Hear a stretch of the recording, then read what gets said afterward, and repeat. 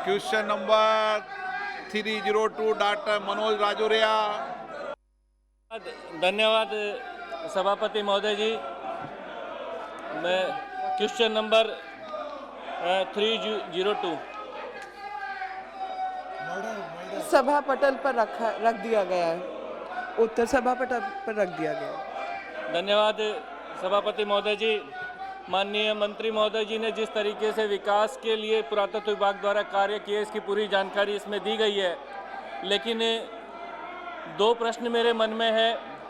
इस देश के पुरातत्व महत्व के अनेकों स्थानों को हमारे देश में आक्रांताओं ने बड़ी क्रूरता से हमारी सभ्यता और संस्कृति और धर्म को विनाश करने का कार्य किया। इतिहास गवाह है कि काशी और मथुरा के अंदर भी हमारे धार्मिक और ऐतिहासिक और सांस्कृतिक महत्व के मंदिरों को ऐसी जानकारी मिली है कि उन मंदिरों को आक्रांताओं के द्वारा, विदेशी आक्रांताओं के द्वारा मिटाने की कोशिश की गई।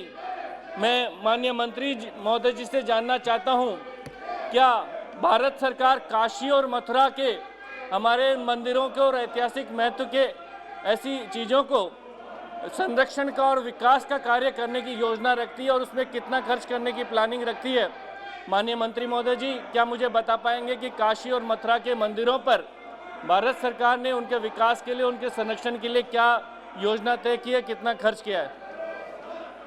आदरणीय अध्यक्ष जी, काशी और मथुरा का डेवलपमेंट प्रसाद स्कीम के तहत किया जा रहा है और मथुरा वृंदावन का जो टूरिस्ट सर्किट है उस पर 10.38 करोड़ रुपया खर्चा किया गया है और टूरिस्ट फैसिलिटेशन सेंटर के ऊपर 9.36 करोड़ खर्चा किया गया है और वाराणसी के लिए 6.32 और जो क्रूज़ है, जो वहाँ पे क्रूज़ भी शुरू किया उसके लिए 8.57 और वाराणसी की जो दूसरी प्रसाद स्कीम में अन्य काम हुआ उसके लिए 31। तो काशी पे ये सब खर्च किया गया है और गोवर्धन को लेकर भी मथुरा के अंदर 21.87 मथुरा पे खर्च किया गया है और सरकार ऐसे सब तीर्थ के स्थान जहां पर बहुत अधिक मात्रा में यात्री आते हैं वहां पर बहुत संवेदनशील है और उनके लिए लगातार प्रयास कर रही है उन सब स्थानों को डेवलप करने के लिए। धन्यवाद माननीय सभापति जी, धन्यवाद। मैं एक सवाल और करना चाहूँगा कि मेरे संसदीय क्षेत्र के धौलपुर में मचकुंड और करौली में मदन मोहन जी भगवान का बड़ा तीर्थ स्थल है, तो रणछोड़ नगरी में मचकुंड और मदन मोहन जी मंदिर जो करौली का बड़ा तीर्थ स्थल है, क्या भारत सरकार इसको कृष्णा सर्किट में शामिल करने का विचार रखती है और अगर रखती है तो कब तक इसको कृष्णा सर्किट में शामिल कर लिया जाएगा? अध्यक्ष जी, मचकोल और जो अन्य स्थान बताए हैं मेरे मित्र ने, उसको भी भारत सरकार कंसीडर करेगी। अभी भारत सरकार ने 65 ऐसे धार्मिक स्थलों को कंसीडर किया है और 65 स्थानों पर ये कार्य हो रहा है और लगातार भारत सरकार ऐसे सभी अपने ऐतिहासिक और धर्म से जुड़े हुए स्थलों के प्रति संवेदनशील है और उनको लगातार, जो अब तक इतनी स्टेट ऑफ निग्लेक्ट में पड़े रहे, उनकी देखरेख कोई करने वाला नहीं था, तो उसके रहते भारत सरकार ने बहुत अधिक काम किया है और लगातार वो काम कर भी रही है ताकि सुविधाएं इन स्थानों पर बढ़ सके और धार्मिक कार्यों में लोग अधिक से अधिक भाग भी ले सकें। रामदास तड़स।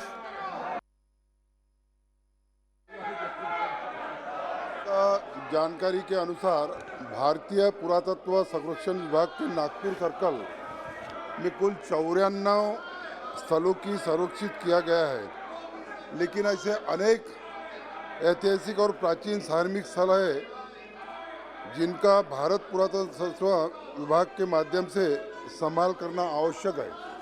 अध्यक्ष जी, आपके माध्यम से मेरा केंद्रीय संस्कृति मंत्री से प्रश्न है कि जो ऐतिहासिक और प्राचीन धार्मिक स्थल भारतीय पुरातत्व संरक्षण विभाग के अंतर्गत नहीं आते, ऐसे स्थलों की पहचान करने, इन स्थलों का संभाल करने हेतु केंद्र सरकार क्या कार्रवाई करेंगी?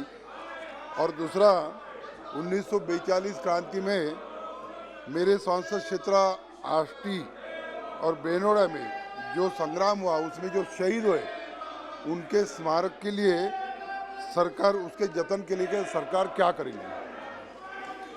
आदरणीय अध्यक्ष जी, ताटसे जी का प्रश्न जो है, मुझे लगता है कि हर सांसद के मन में अपने संसदीय क्षेत्र को लेकर इसी प्रकार के प्रश्न आते हैं। लेकिन मैं बताना चाहती हूँ कि प्रसाद स्कीम जो टूरिज्म मंत्रालय की स्कीम है, उसके तहत पुरातत्व विभाग ऐसे सभी जगहों को मेंटेन करने का प्रयास कर रहा है, जिसमें हमने अभी के फेज़ में 65 ऐसी जगहें जो हैं उनको चुना है, जिस पर बहुत अधिक मात्रा में यात्री जाते हैं और उनकी यात्रियों की सुविधाओं की आवश्यकता है। धर्म के प्रति रुचि रखने वाले सभी स्थलों पर काम किया जा रहा है, लेकिन बावजूद उसके भारत एक धर्म स्थान की नगरी है, हर जगह पर ऐसे मंदिर हैं। तो जब तक राज्य सरकार उसका प्रपोजल नहीं भेजती है, केंद्र सरकार के लिए कार्य करना कठिन होता है। और उस कठिनाई के रहते अभी इन स्थानों का प्रपोजल कोई आया नहीं है राज्य सरकार की तरफ से। जैसे कोई आएगा तो सेकेंड फेज़ में उसकी ज़रूर जो है उस पर कार्रवाई करने का प्रयास किया जाएगा। और जहाँ तक एएसआई से लागू जो मॉन्यूमेंट है, एएसआई के तहत 3693 मॉन्यूमेंट जो है वो भारतवर्ष में मेंटेन किए जाते हैं, और ऐसे कुछ अन्य मॉन्यूमेंट्स की लिस्ट है हमारे पास, जिसके अंदर जो है उनको भी लेने का प्रयास है, जिसमें तकरीबन 11 नए मॉन्यूमेंट्स जो हैं वो भारत सरकार उसको मेंटेन कर रही है। अभी उसको एएसआई के तहत लेगी। उसके अलावा भी ऐसे बहुत से स्थान हैं जो कि यूनेस्को साइट्स में है, उनको भी केंद्र सरकार कल्चर मंत्रालय archaeological survey of India maintain करता है। मलुक नागर जी। सर, मैं जानना चाहता हूं मंत्री जी से कि लोधी के समय के जितने भी पुरातत्व विभाग उनका पूरा रखरखाव कर रहा है, मुगल्स के समय के रखरखाव कर रहे हैं, और पूरे मथुरा की बात हुई, वाराणसी की बात हुई, और देश के अच्छे सब जगहों की बात हुई। अच्छी बात है। और हस्तिनापुर जहां भगवान कृष्ण जी साथ रहे हैं और ऐतिहासिक जगह है, उसमें कांग्रेसियों ने करीब 65-70 साल में पिछड़ों की वजह से गुजर, जाट, यादव, पाल, सैनिक, कश्यप, सुनार, लोहार, दलित उपेक्षित रखा। और हम धन्यवाद देना चाहते हैं इस सरकार को, 750 करोड़ रुपए के करीब दिए, लेकिन और देश के हिस्सों की तरह पुरातत्व विभाग वहां के ऐतिहासिक चीजों की किस तरीके से रखरखाव करना चाहता है, कितना खर्च करना चाहता है और कब तक कर देंगे? माननीय मंत्री जी। आदरणीय अध्यक्ष जी, आर्कियोलॉजिकल सर्वे ऑफ इंडिया को कुछ नियम अनुसार काम करना पड़ता है, और उसमें जो साइट जिस भी स्थिति में है उसी स्थिति में उसको बरकरार रखना होता है। बहुत ज़्यादा छेड़छाड़ नहीं की जा सकती। और जो जितनी पुरानी साइट है तो जाहिर है कि वहाँ पर जो भी कुछ चाहे आक्रमणकारियों की वजह से या अन्य वजहों से जो भी तकलीफ रही है पूर्व में, उसके रहते हम उसकी मेंटेनेंस उसी प्रकार से कर सकते हैं। बहुत ज़्यादा नए पत्थर का इस्तेमाल या नई चीज़ें हम नहीं कर सकते। बावजूद उसके म्यूज़ियम बनाना, उसकी एक्सकवेशन करना, और वहाँ पे जो ऐसी हस्तिनापुर जैसी जो पुरानी साइट्स हैं, ऐसी तमाम साइट्स की भी रखरखाव किया जा रहा है। और उस समय के हड़प्पन साइट्स का भी रखरखाव किया जा रहा है, जिसमें धोलावीरा अभी लेटेस्ट साइट है, जिसको हमने यूनेस्को में भी इंस्क्राइब करवाया है।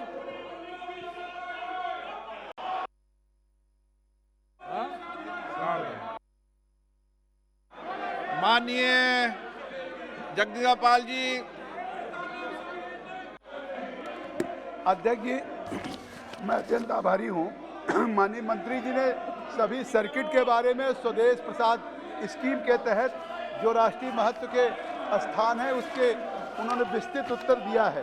3693। मैं आपके माध्यम से माननीय मंत्री जी से जानना चाहता हूँ कि जो बुद्धिस्ट सर्किट है, जो हमारी सरकार ने एक बड़े राष्ट्रीय महत्व सर्किट के रूप में अंतर्राष्ट्रीय स्तर पर इसकी पहचान बनी है, तो जहाँ गौतम बुद्ध सिद्धार्थ के रूप में 29 वर्षों तक कपिल वस्तु जो सिद्धार्थगढ़ एक जन्मस्थली उनकी मानी जाती है और 29 वर्षों तक रहे हैं, उसको एएसआई उसको प्रोटेक्ट करती है, तो क्या उसको राष्ट्रीय महत्व के उस स्मारक में रख करके, और कल्चर डिपार्टमेंट का जो एक वहाँ पे संग्रहालय है जहाँ पूरे बुद्ध सर्किट के आने वालों की मांग होती है, कि जो बुद्ध का कास्केट है जो यहाँ पे रखा है, उस कास्केट 2 हैं, उसमें एक कास्केट वहाँ पे सिद्धार्थ नगर के उस गौतम बुद्ध के जन्म स्थान पे जहाँ 29 वर्षों तक सिद्धार्थ के रूप में रहे हैं, उस भारत सरकार के संग्रहालय में रखने का काम करेंगे, जिससे जापान, थाईलैंड, सिंगापुर, बैंकॉक,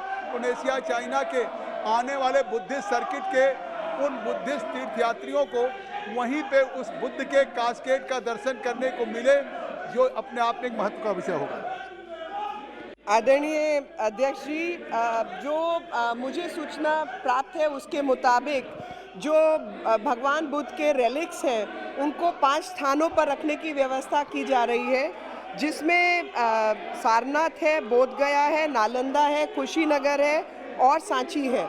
और इसके अलावा 2 और जगह को इंस्पेक्ट किया गया है, जिसमें सांची, कुशीनगर, जहां पर बुद्ध रेलिक्स जो है वो अवेलेबल है और नेशनल म्यूज़ियम वाले उनको शायद डिस्प्ले करने की अभी डिस्प्ले के लिए ले जाया जाएगा पहले फेज़ के अंदर। और जहां तक उसका सवाल है कि सिक्योर जगह, सिक्योर डिस्प्ले के लिए, तो उसमें डीआरडीओ से बात की जा रही है और उनके जो भी रिक्वायरमेंट है उसके आधार पर ये काम किया जाएगा। बता दूंगी। गीता विश्वनाथ। नहीं, आश्वासन नहीं, कोई आश्वासन नहीं है। ये जो प्रोजेक्ट पे ऑलरेडी काम हुआ है वो काम के बारे में बता रही हूँ मैं। गीता विश्वनाथ। 5 स्थानों पर। Thank you, sir, for giving me this opportunity. Sir, I congratulate the minister, Honorable Minister Meenakshi Lekhi ji, and she has given a detailed reply. But I would like to ask what steps have been taken to improve the capacity of Archaeology Survey of India in order to boost their conservation and preservation efforts with respect to the monument of national importance. Is the government is planning to involve private players or introduce public-private partnership to conserve the preserved monuments of national importance?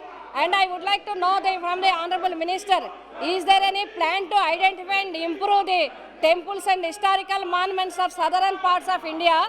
How is the government to conserve and preserve such great heritage structures of past generations of South India? Thank you, sir. आदरणीय अध्यक्ष जी, दक्षिण भारत के भी जितने मंदिर हैं और अन्य स्थान हैं उनको एएसआई देखरेख करती है, लेकिन इसमें कई सारी जगहें राज्य सरकार के पास होती हैं और उनमें राज्य सरकार को देखरेख करने का आदेश होता है।